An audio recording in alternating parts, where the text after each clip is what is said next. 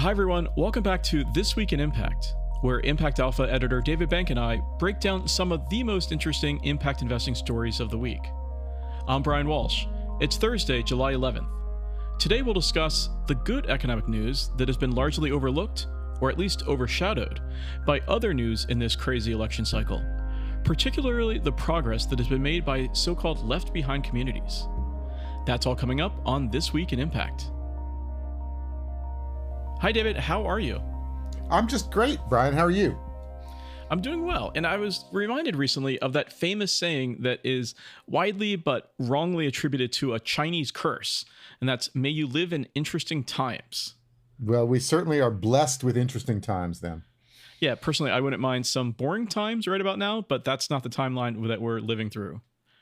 But that said, there has been some very interesting and very positive economic news, from today's promising inflation report to a new analysis that shows genuine economic progress in recent years in so-called left-behind communities.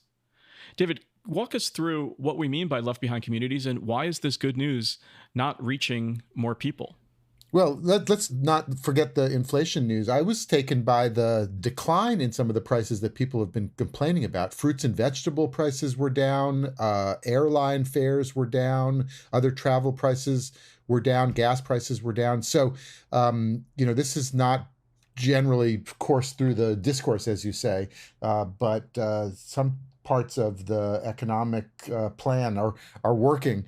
Now I'll pivot to the left behind communities, because that probably was even more of a surprise. The Economic Innovation Group, a kind of bipartisan policy incubator, went out to what they called left behind communities. I think 1,000 communities around the country, kind of the rural voters, but not only rural, urban and suburban, but essentially counties and areas that did not participate in the economic growth over the last period of time. And what they found is that in the last 4 or 5 years that they have begun to participate, and that in fact job growth, business starts, all those kinds of things that show kind of the vibrancy of a community had doubled in the past few years from the few years previous. And so these are the kinds of communities that folks point to when they talk about the disaffected voters or the disenfranchised, dispossessed populations that are not feeling the benefits of economic growth. And in fact, they are, or at least the numbers in those counties seem to show that they are. And so this is the kind of thing that Impact Alpha has been tracking for a number of years, this kind of local economic revival going on, and we can see it with small business starts and the rise in entrepreneurship after many years actually of stagnation. Despite what people might think about sort of the Silicon Valley startup scene, entrepreneurship had been flat for something like 40 years, and now in the last few years, it's actually surging for a change. And so some of these things are actually happening, and kind of the perceptions haven't yet caught up. I think that's right. And one of the things that was striking from this Economic Innovation Group report is that that this progress just didn't come out of nowhere. This is actually a response to policy interventions, starting with the Trump administration and the opportunity zones, which created really tax incentives for people to invest in these so-called left behind communities. And so that brought in that kind of investment, and then coupled that with the actually Trump administration stimulus during the first part of COVID and the Biden administration additional stimulus when they came into office for COVID. And then of course the CHIPS Act and infrastructure investments, and of course the Inflation Reduction Act. Yeah, well, you're sort of running down the whole litany, and in fact, it has had a effect, which is sort of redeeming, I suppose, for folks who thinks policy is important. You mentioned the opportunity zones, and we were again all over that early on, and there's been a fair amount of backlash to that. There's isolated and anecdotal examples of sort of luxury developments of projects going in neighborhoods that maybe didn't seem all that downtrodden in the first place, of real estate speculation. We always said all of those bad things were going to happen, and in fact, all of those bad things did happen. But they seem, by the numbers, to have been overwhelmed by the good things that have happened. And if you look at where the investments actually went, they did tend to go into the lowest income neighborhoods. And they did seem to stimulate private sector investment, and they did seem to result in a greater flow of capital and projects into those neighborhoods. Now, there's of course always going to be secondary effects, gentrification, and that sort of thing. But some of the early results are that those things did not happen. Like one indicator is that housing supply and housing values went up in some of these communities, but rents did not. So some of the fears of the displacement and the gentrification did not play out, and in fact, some of these communities are better off. It's being touted as one of the examples of one of the best community development policies in decades.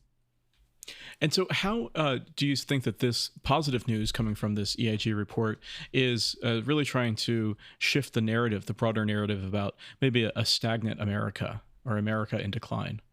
I think it's kind of interesting, that narrative, as you say, has taken hold, but in fact, the facts on the ground are just the opposite. In fact, even the inflation, which was seen as obviously, hurtful to folks' pocketbooks, was a function of like roaring demand, and especially coming out of the pandemic. But people just wanted to build. They wanted to build businesses. They wanted to, remodel their homes. They wanted to buy stuff. There's just been this kind of roaring demand, and that does cause inflation, but it's also a sign of vitality.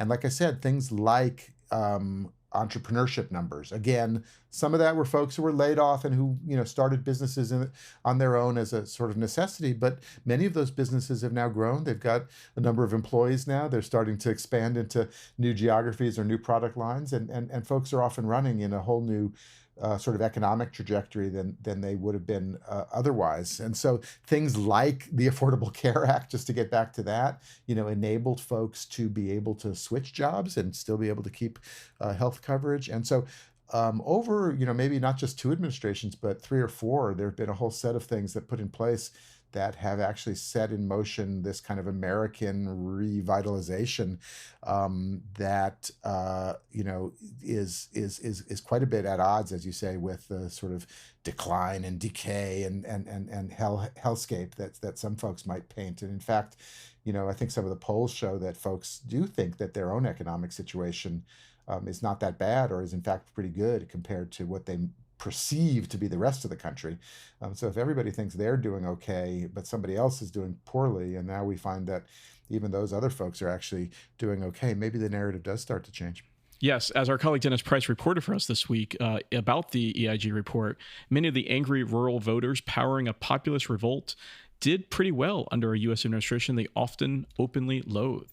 Yeah, that's right. I mean, the level of vitriol has always surprised me, given, like I said, how well the economy is doing and how well many families are doing. And I know that then the comeback is always, oh, we haven't gone out to real America. And what I think the EIG report, tried to do was go out to real America.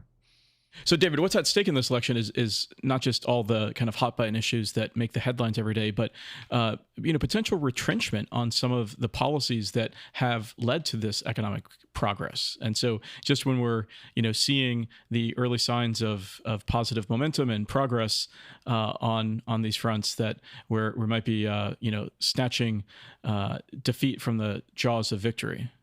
Well, yeah, that's kind of topic one at Impact Alpha now, and we're watching very closely. And it's not just the election, and we try to stay away from the sort of horse race kind of coverage of that. But even things like the Supreme Court decisions on regulations and the administrative state, as they call it, and things like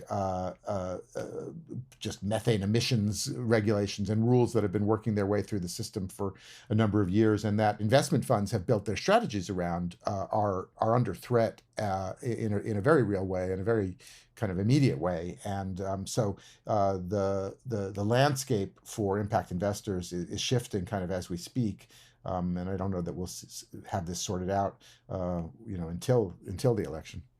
And speaking of the landscape, as Fran Siegel, our friend from the U.S. Impact Investing Alliance, wrote in a guest post this week, speaking about the SCOTUS opinions, particularly the overturning of the Chevron case. She put it: the overturning of Chevron only emboldens those seeking to politicize the actions of subject matter experts and the preferences of investors. So there certainly are while we have some steps forward, there are certainly some steps back.